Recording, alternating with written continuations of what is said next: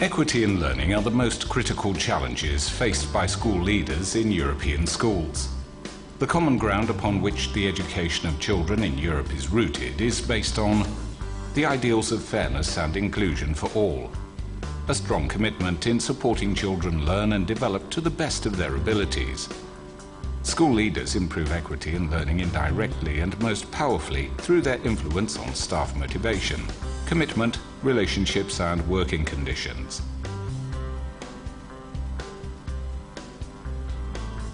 Since 2011, the European Policy Network on School Leadership has raised awareness, promoted cooperation and provided methodologies and schools for school leadership policy development across Europe. The European Policy Network on School Leadership has identified 3 policy goals as the most central to promote school leadership for equity and learning in all school systems across the EU. An enabling school leadership environment, school leadership capacity building, research and evaluation on school leadership.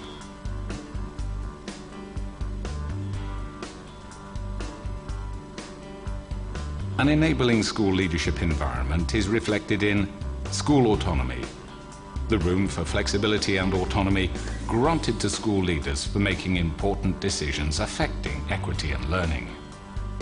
Distributed leadership, practices that are enacted by everyone in the school, which help schools respond to major policy challenges.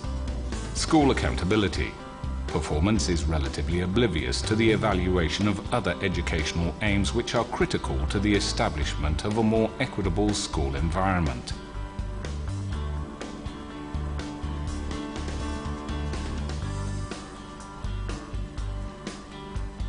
The effectiveness of school leadership capacity building is reflected upon how well school leaders can adapt to their new roles, how competent they can become in co-designing and co-implementing policies for equity and learning in their school, as well as in encouraging the establishment of participative, democratic school cultures.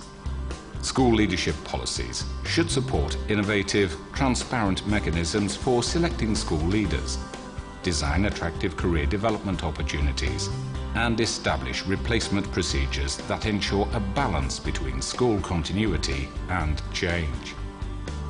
School leadership policy development should establish a comprehensive evaluation system, which should be framed within widely accepted professional standards so it is consistent with the expectations on school leaders' performance. Evaluation systems should be predominantly oriented towards the improvement of school leaders' capacity to lead their schools. Targeted funding strategies can ensure the persistent systematic development and ability of different types of research data. Indicators and associated data on school leadership policy development can allow for valid and comparative analyses across European school systems. The European Policy Network on School Leadership has developed the Multimedia School Leadership Toolkit, which enables stakeholders to reflect upon, identify challenges and prioritize areas for policy action. 18 national regional action plans that aim to make school leadership for equity and learning a priority in school reform agendas and in supporting the professionalization of the field.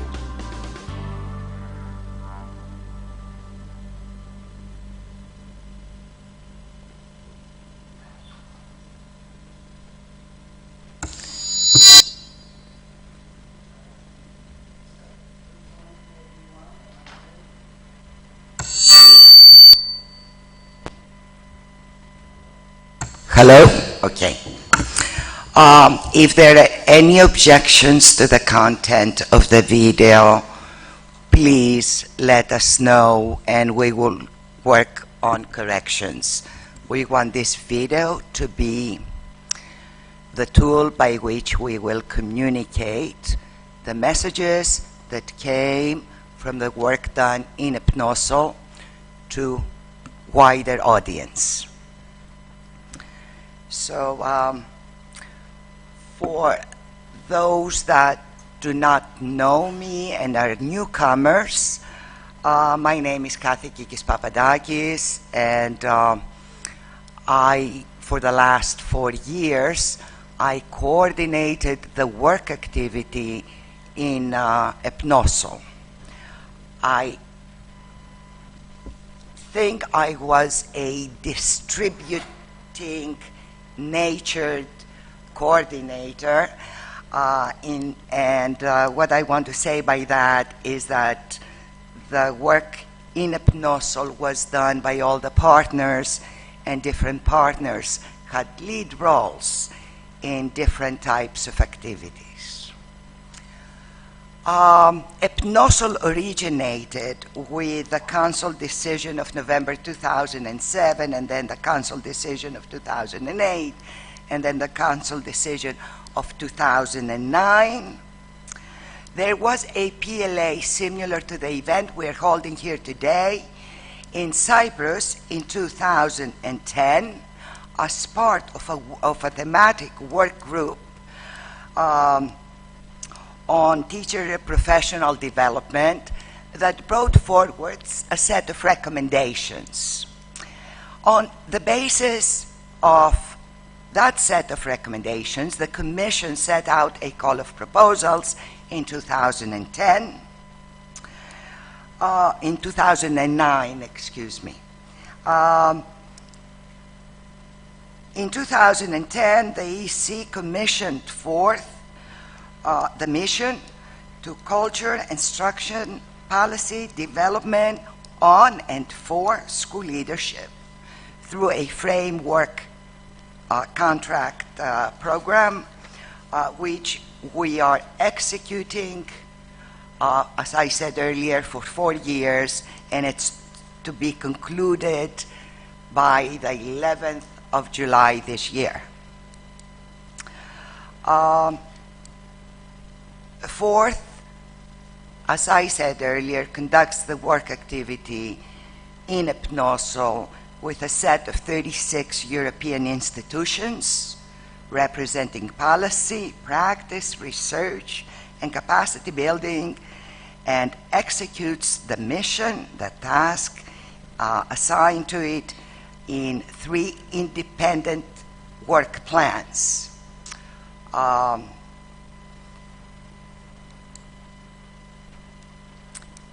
In the first work plan, the focus of activity in EPNoSL was on the mapping of the European scenery on school leadership, policies and practices.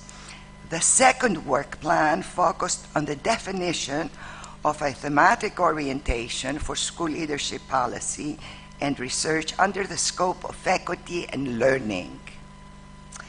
And the third year work plan, the focus is on policy development orientation. In the bag you were given at the registration this morning, you have the publication on tools for policy development, and I hope that each one of you find it useful and make good use of it. In the event you need additional copies, please let us know. So EPNoSL undertakes its work in 22 national contexts. The type of activities we undertake is exchange of practice and know-how at different levels, identification of good practices, review of policies, content development, and tools development, as we did this year. One of the tasks we also undertook is to communicate the outcomes of our activity to high-level policy, meaning to ministries of education. In the next 3 days, we will engage in interactions. And we are here, the participants of this PLA represent 24 member states, 15 ministries of education, 28 higher education and research institutions, and 17 other type of educational structures and agencies, Represented are also 4 associations, and I'm very happy to have with us approximately 30 education professionals practicing in the region of Crete. The purpose of the PLA is to validate the knowledge base that emerged from the EPNoSL activities and the interactions we had the last 4 years, and to find ways to transfer these understandings into a plan for future policy action aiming at the promotion of equity and learning. Before I give the floor to other speakers, I like to mention that a key person in this PLA is Professor Philip Woods, who is not visible in the agenda and in the work program, but Philip will be collecting all of the conclusions from the different sessions so as to present at the end that which emerged from our work activity at the PLA, which will also be conveyed to the Commission as EPNoSL messages for future activities. So with that, I like to give the floor to a member of the Board of Directors of Forth to extend a welcome to this group. Costa, the floor is yours.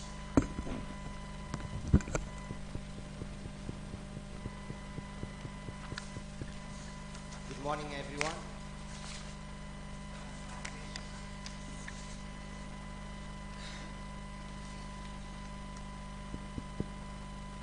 Good morning, everyone.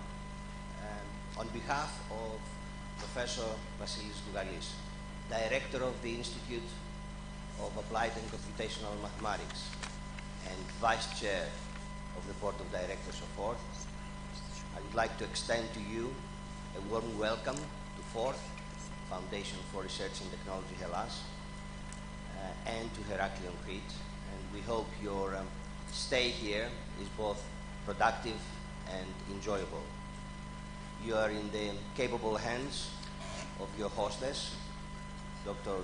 Katerina Kikis-Papadakis, and always energetic, and you will be guided through the facilities. I don't know whether there will be any exhibitions here, any laboratory tools. I don't know. We have no time. We You talk have no about time for school that. leadership issues. Okay. The reason why I'm suggesting that is that you'll have the possibility to find out, to see for yourself what a wonderful research center we are. We are the biggest and the best. You would expect me to say so in Greece. But seriously, the work that we're doing here for over 3 decades is pioneering not only at national but at international level. I appreciate the objectives of your policy network. Myself, I've been involved in both policy and technical scientific work in designing technologies for all citizens in the emerging information society. And I understand the challenges that societal challenges that you're facing. And I wish you the best of luck and success in your endeavors. You're welcome. Thank you, Costa. Costa, we'll see you at lunch. Yes, I need to go downtown first. All right, do that. Okay, thank you very much. I like to read a greeting that was sent to us by the Vice Governor of Crete, responsible for matters of education, who is not able to be with us today due to a funeral. He notified us last night at 1:30 that he would not be with us. So I will read out Mr. Symandirakis' message to this group. It's in English, so I can read it. So, dear members of the European Policy Network on School Leadership, dear members of the Organizing Committee, dear distinguished speakers and participants, ladies and gentlemen, undoubtedly, education is both a precious public good and a prime mover for development and social inclusion in our societies. It is worth mentioning that education and training are central in the EU 2020 strategy, namely the strategy developed by the EU as a response to the challenges set by the crisis, aiming at smart, sustainable, and inclusive growth, as well as high employment and social inclusion. The EU 2020 strategy mentions 7 European flagships, including Youth on the Move and New Skills for New Jobs, which are of particular relevance for education and training, while for the first time, 2 of the key benchmark priorities, early school leaving from education and training and tertiary education, are included in the main agenda of EU 2020. Aiming at both a variety of learning outcomes in terms of knowledge, skills, and competencies, and the development of citizenship, education is substantially related to society at large. Thus, the local government has a key role to play in order to strengthen the above-mentioned relation and to support education at both institutional and operational level.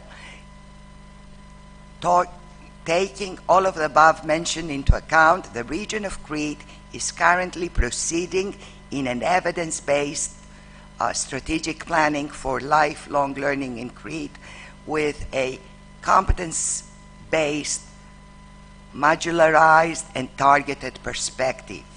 During the recent years, especially since the onset of the economic crisis, education has undergone dramatic changes at both institutional and operational level, due mostly to lack of funding and resources, as well as to inflexible and ineffective education policies applied at several countries. At the same time, however, the socioeconomic context emerging, even shaped by the economic downturn, namely the rapid increase of total unemployment, particularly youth unemployment, the increase of the rate of people at risk of poverty and social exclusion, the increase of social inequalities, as well as in the rate of early school leavers, and the rapid changes in the labor market directly affected both the educational community and the school environment, setting new challenges for the operation and the management of the educational units.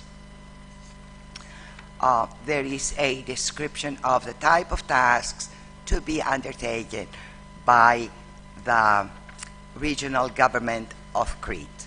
And it concludes by saying that the region of Crete is indeed willing to cooperate at any requested level and issue with the school leaders and teachers of Crete, appreciating their undeniable devotion and commitment, their efforts and valuable contribution to society, as well as their highly standardized and productive work in hard times.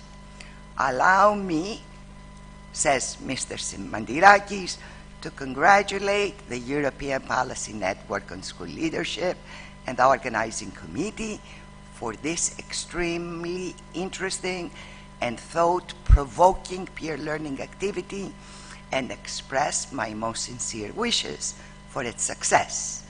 We are looking forward for the PLA conclusions, findings, and proceedings. All the best, and please keep up the good work. Thank you, Panayiotis Symandirakis, Vice Governor of Crete.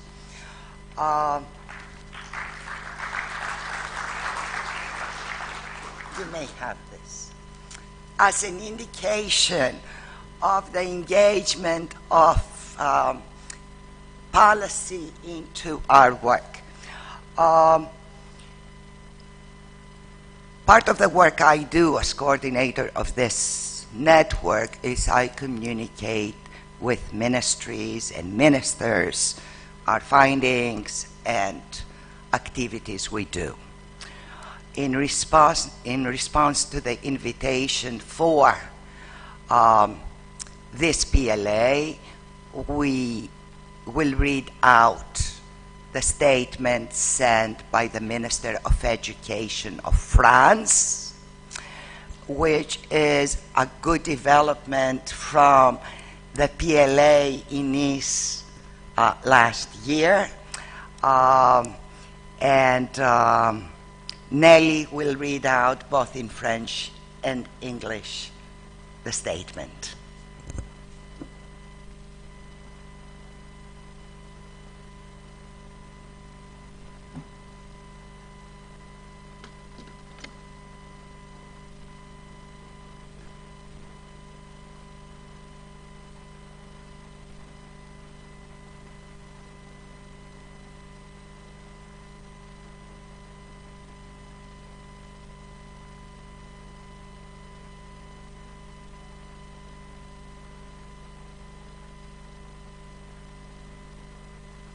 Attention, the mail by which you invited her to the event organized by EPNoSL in Heraklion on the 28th and 29th of May. Madame la ministre, particulièrement sensible à cette invitation, me prie de vous en remercier très vivement. The minister asked me to thank you, to express to you warm thanks. Cependant, son emploi du temps particulièrement contraint ne lui permet pas un déplacement à l'étranger à ces dates.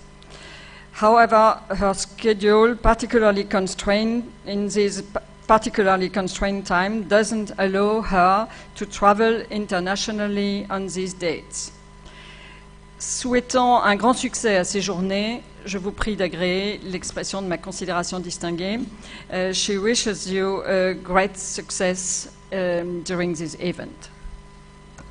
Thank you, Nelly.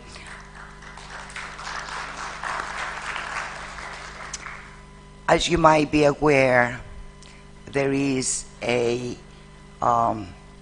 council meeting in Riga tomorrow. So had it not been taking place tomorrow, perhaps we would have had with us a couple of ministers as well. In opening this session, I like to invite Mr. Terzakis to the floor to open our works. Mr. Terzakis is the Regional Director for Education for the region of Crete, and he will read the message sent to us by the Minister of Education of Greece. Mr. Terzakis will read the message in Greek and it will be translated afterwards.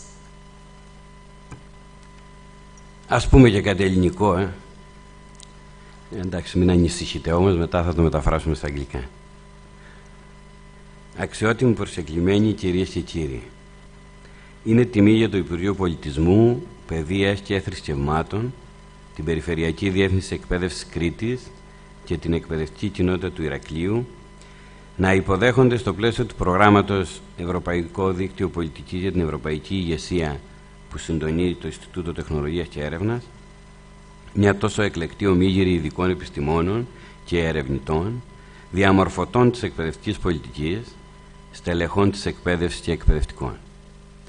Με χαρά καλωσορίζω εκ μέρους του Υπουργού Πολιτισμού, Παιδείας και Θρησκευμάτων κ. Μπαλτά, την εκπρόσωπο της UNESCO και τους εκπροσώπους των Υπουργείων Παιδείας, των Πανεπιστημίων, των Επιστημονικών και Ερευνητικών Φορέων, των Επαγγελματικών Ενώσεων και των συνδεδεμένων μελών του δικτύου. Η ανάπτυξη της επιστήμης και της έρευνας σε σχέση με τα ζητήματα της εκπαίδευσης είναι κρίσιμη για το μεθοδικό σχεδιασμό εκπαιδευτικής πολιτικής και θεωρούμε ότι οι συναντήσεις όπως η παρούσα συμβάλλουν σημαντικά προς αυτή την κατεύθυνση. Χαιρόμαστε ιδιαίτερα για το γεγονός ότι η συνάντηση αυτή σκοπεύει να μελετήσει τη συμβολή της εκπαιδευτικής ηγεσίας στην προαγωγή της εκπαιδευτικής ισότητας και μάθησης. Θεωρούμε πως η ισότιμη ένταξη στις σχολικές δομές και η αντιμετώπιση της σχολικής διαρροής αποτελούν μεγάλη και κοινή πρόκληση για τα εκπαιδευτικά συστήματα των χωρών της Ευρώπης. Το ζήτημα της εκπαιδευτικής διεύθυνσης και ηγεσίας αποτελεί αντικείμενο συζήτησης και προβληματισμού σε όλα τα σύγχρονα εκπαιδευτικά συστήματα. Η ελληνική κυβέρνηση ιεραρχεί το ζήτημα της ανάληψης θέσεων ευθύνης στις εκπαιδευτικές δομές ως ιδιαίτερα σημαντικό. Θεωρεί ότι αποτελεί καθοριστικό παράγοντα για τη διευκόλυνση όχι μόνο του διοικητικού, αλλά και του εκπαιδευτικού και ευρύτερα παιδαγωγικού έργου που επιτελείται. Για το λόγο αυτό έχουν ψηφιστεί στη Βουλή μεταρρυθμιστικές διατάξεις σε σχέση με τη διαδικασία επιλογής των στελεχών της εκπαίδευσης. Πέρα από τα αναγκαία τυπικά προσόντα, σπουδές, κατάρτιση και εμπειρία, θα συνεκτιμάται πλέον και η γνώμη των εκπαιδευτικών του σχολείου για τους υποψήφιους διευθυντές. Και αυτό γιατί πέρα από τα τυπικά προσόντα των διευθυντικών στελεχών, θεωρούνται ουσιώδη για την εύρυθμη και δημοκρατική λειτουργία του σχολείου εκπαιδευτικά και προσωπικά χαρακτηριστικά, όπως οι σύγχρονες παιδαγωγικές αντιλήψεις, η δημοκρατική συμπεριφορά, η κατανόηση της λειτουργίας του σχολείου σε ένα περιβάλλον κοινωνικο-οικονομικών ανισοτήτων και πολιτισμικής ετερότητας. Η επικοινωνιακή ικανότητα, η αποτελεσματικότητα και το αίσθημα δικαίου στη διαχείριση κρίσεων και η αποδεδειγμένη ικανότητα των στελεχών να συμβάλλουν στο θετικό συναδελφικό κλίμα, να εμπνέουν τους υπόλοιπους συντελεστές της εκπαιδευτικής διαδικασίας, της σχολικής κοινότητας και της τοπικής κοινωνίας και να αξιοποιούν για το κοινό καλό τις δυνατότητες που δίνει η κατοχυρωμένη θεσμικά σχετική αυτονομία της εκπαιδευτικής δομής. Κλείνοντας αυτό το σύντομο χαιρετισμό, σας εύχομαι καλή δουλειά, καλές και ουσιαστικές συζητήσεις. Είμαι βέβαιος ότι οι εργασίες της συνάντησής σας θα είναι καρποφόρες προς όφελος της εκπαίδευσης και των κοινωνικών της στόχων. Ο Υπουργός Αριστίδης Μπαλτάς. Ευχαριστούμε και θα ήθελα μια σύντομη μετάφραση του κειμένου, όπου θες. I'm sorry, we'll have a translation of the minister's message.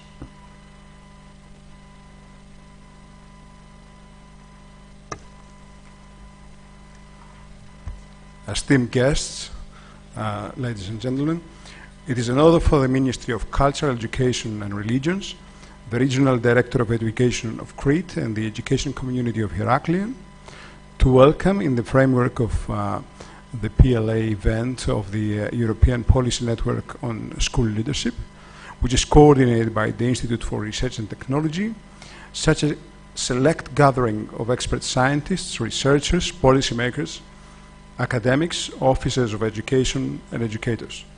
I'm pleased to welcome, on behalf of the Minister of Culture, Education and Religion, Dr. Baltas, the delegates of UNESCO and the European Commission, the participants from scientific and research institutions, associations and associate network members. Scientific research and development is crucial for a methodic education planning, and we consider meetings and activities such as the present one to be significant contributions towards that direction. We are glad to know that this peer learning activity will elaborate on the issue of school leadership contributing to the enhancement of education equity and learning. We believe that equitable inclusion to school structures and combating early school leaving is a big common challenge for the European systems of education. The issue of educational leadership is debated and problematized in contemporary education systems all over the world. The Greek government considers the issue of serving in responsibility positions in education structures as extremely significant and a decisive factor for facilitating not only the administrative work, but also the educational and the pedagogical work. For this reason, the Greek Parliament has already voted a reform bill concerning the procedure of selection of education officers. And besides formal qualifications relevant to education, training, and experience, the law provides for accounting also the opinion of the teaching staff of the schools about the candidate school principals. This was decided because beyond formal qualifications, we believe that certain pedagogical and personal traits of educational leaders are essential for the orderly and, I'm sorry, we have the second page.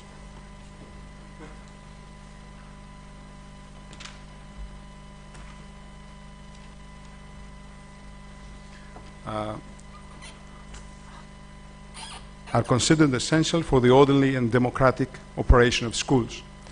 Among them, updated pedagogical understandings, democratic behavior, understandings of the functions of the school in the framework of socioeconomic inequalities, cultural diversity, and communication ability, effectiveness, and the sense of equity and justice in the proven ability of the school leaders to contribute to a positive school climate and to inspire the other stakeholders of the educational process, the school and the local community, and to reclaim the institutionally established relevant autonomy of the educational structure for the common good.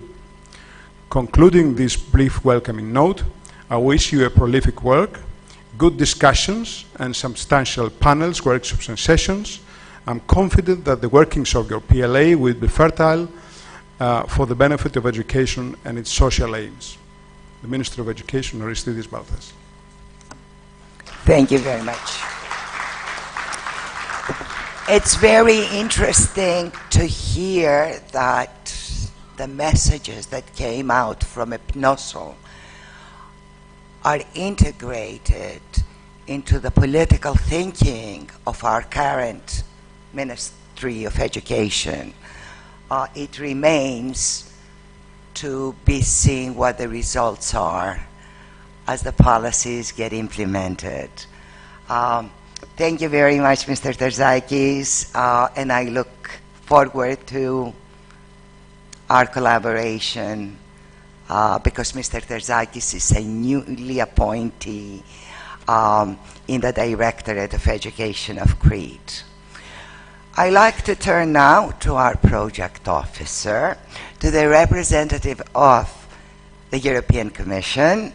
Thomas, you have the floor.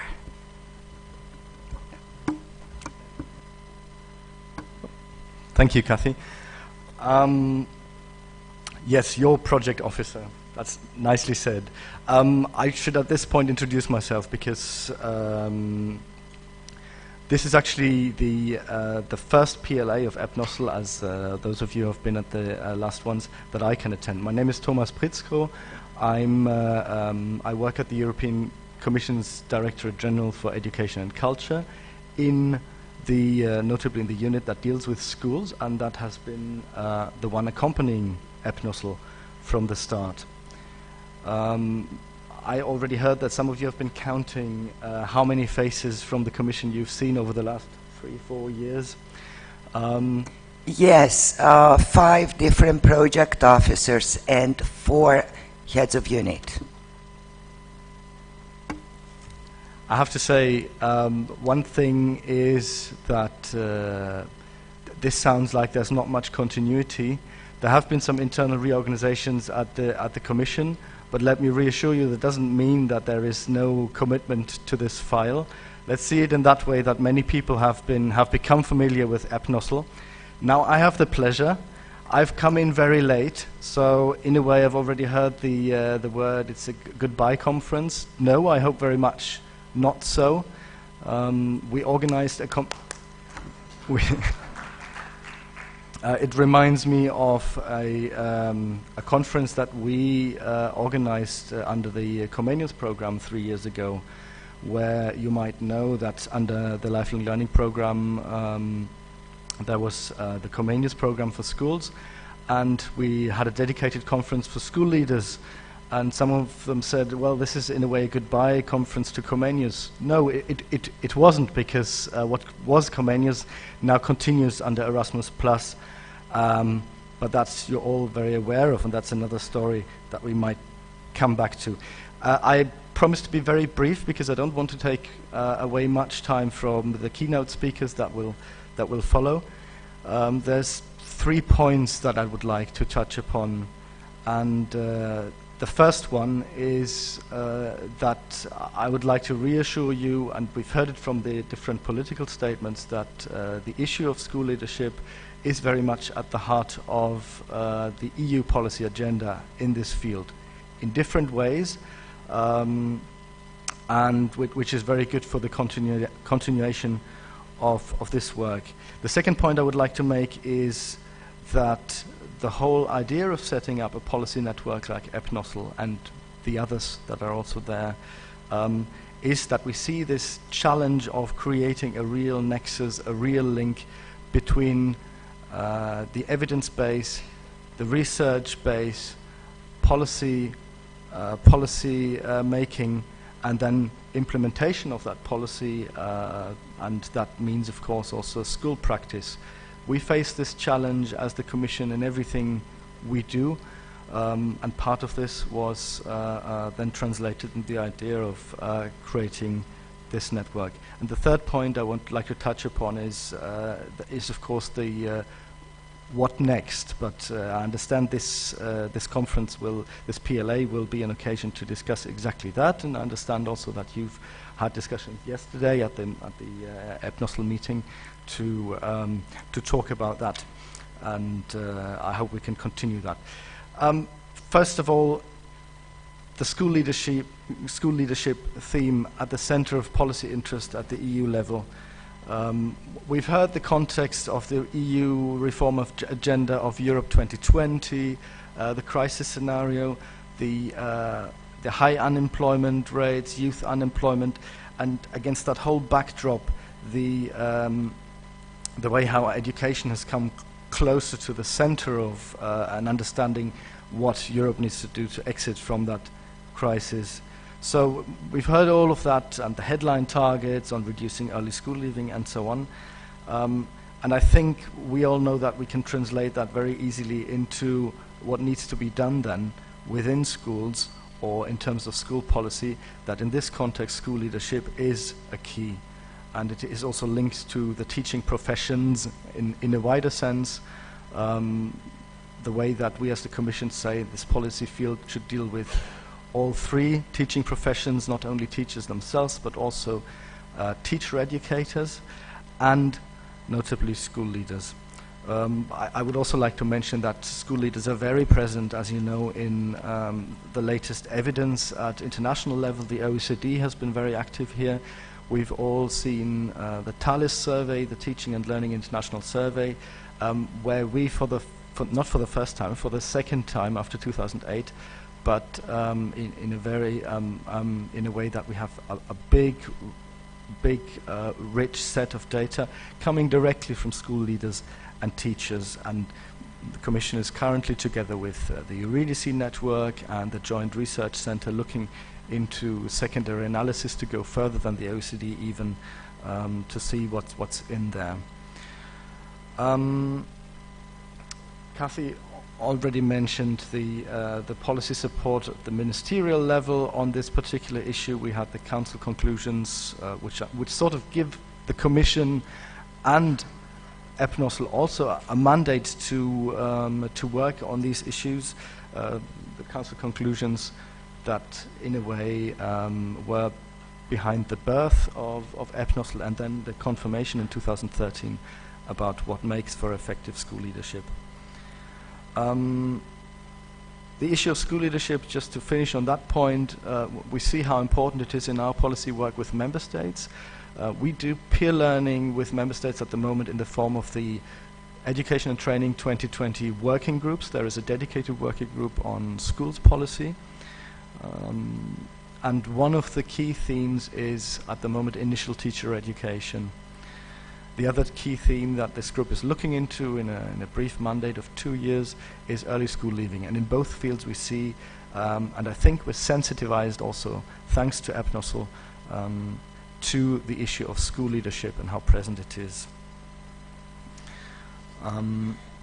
My second point is the architecture and the setting up of EPNoSL and the other policy networks. I should mention that there is, of course, the Key Competences Network, KikoNet, that has already moved beyond that commission funding stage. The same as Sirius, the network that deals with, at European level, with migration and education. The latecomer in that quartet of policy networks is the European Policy Network on Literacy, ELINET.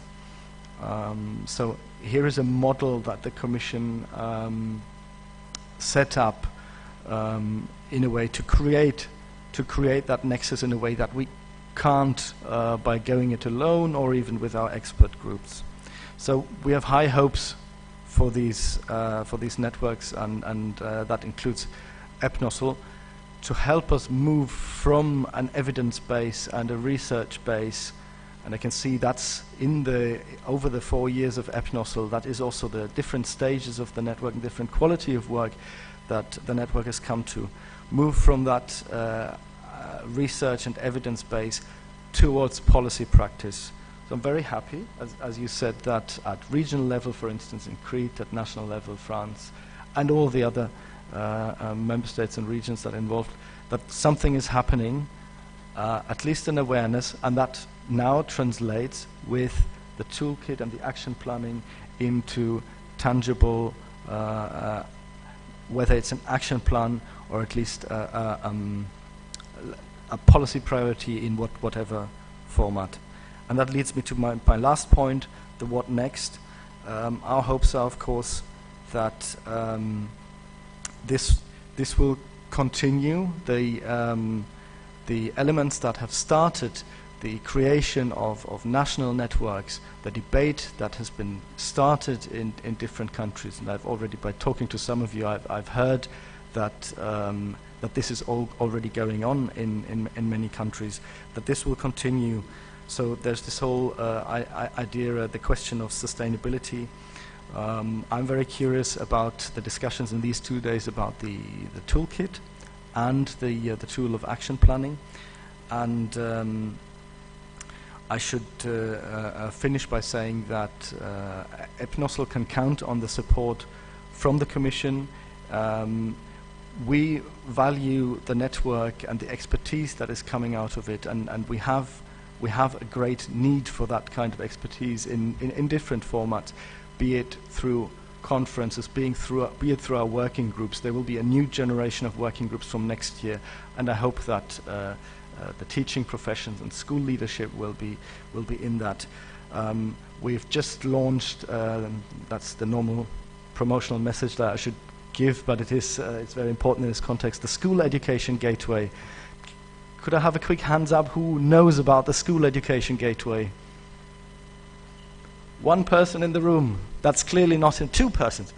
Okay, clearly not enough. In a nutshell, based on the success of the e-twinning community of teachers that is funded through Erasmus+, we've seen there's a need for a wider community beside that safe but closed environment for teachers, for exchanges on school policy. So there is a new website, but we hope very much that it's not just another new website. It will, over the coming months and years, develop into a platform for exchange. There will be room for communities of practice, for exchanges. We have material tailored to schools, to teachers and school leaders about practical questions on how to apply for EU funding, but also exchanges on content. So I would like to conclude by saying we have high hopes, and we're also there to support EPNoSL in the next steps. Thank you very much.